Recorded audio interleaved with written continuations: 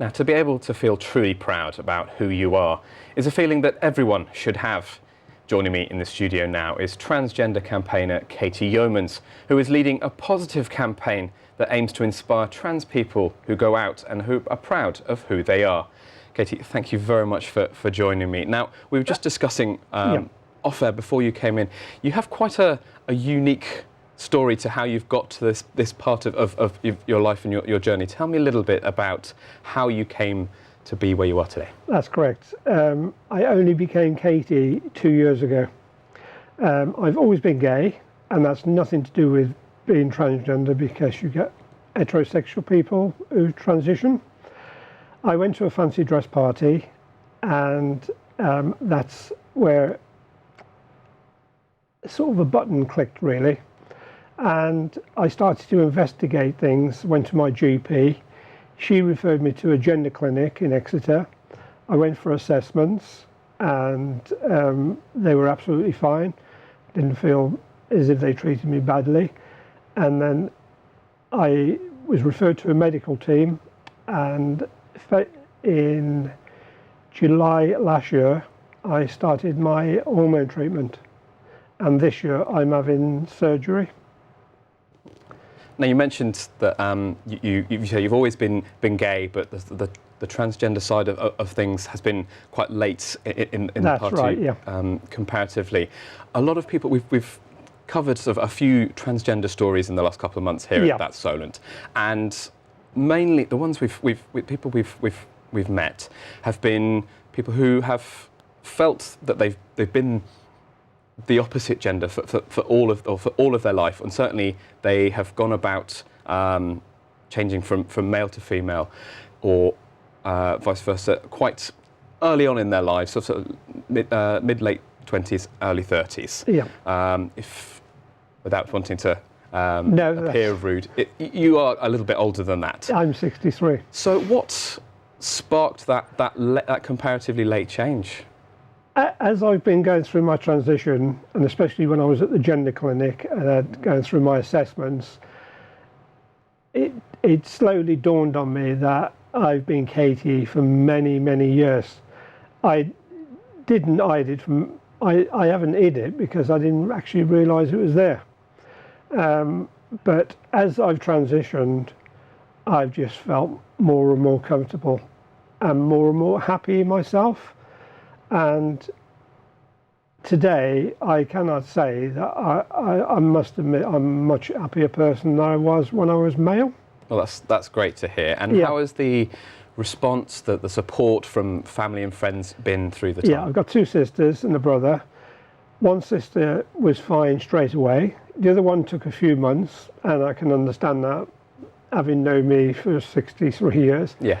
And I've got a brother in America who hasn't seen me as Katie, but I've spoke to him on the phone and emailed him pictures, and they've been absolutely fine.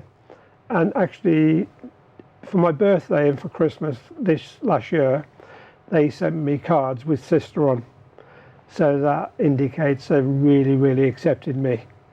My neighbours are absolutely fantastic. Brilliant. I was completely open with them about who I was when I was starting my transition, and I faced no hostility, no discrimination, whatever. I go pubs, I go department stores, shopping, just do normal everyday things without any prejudice, really. Well, that is great to hear. Now, you've been looking to raise awareness and increase, I guess, the pride amongst other people who are going through the same processes yourselves. Right, yeah. What have you been doing, and why? Right, okay. Last year, I went through quite a sticky patch. I actually was assaulted in a gay pub, and a pint of beer threw over me. I had the guy arrested, and the police were really good. I've been called, oh, look, there's a bloke in a dress there. So it's not all been roses, but I've sort of stepped beyond that and taken the positive attitude that this is me, this is my life, and this is what I'm going to do. My objective, my campaign in the newspapers and on your show is to inspire other transgender people who feel probably less confident that there are some really nice people out in the community. Yes, there is idiots and there's people who will discriminate, but it's not only because the transgender thing. They discriminate because you're foreign, because you're disabled. And at one time I used to think, oh, they're picking on me. But having spoken to other people, I realised that's not true. And I just want to say to people, be proud of who you are, and do try and be honest with yourself and your family, because it will destroy you. And I know this from initially when I started my transition. I could only go to Brighton and to Bournemouth, where it's there's quite a big gay scene, and I was accepted.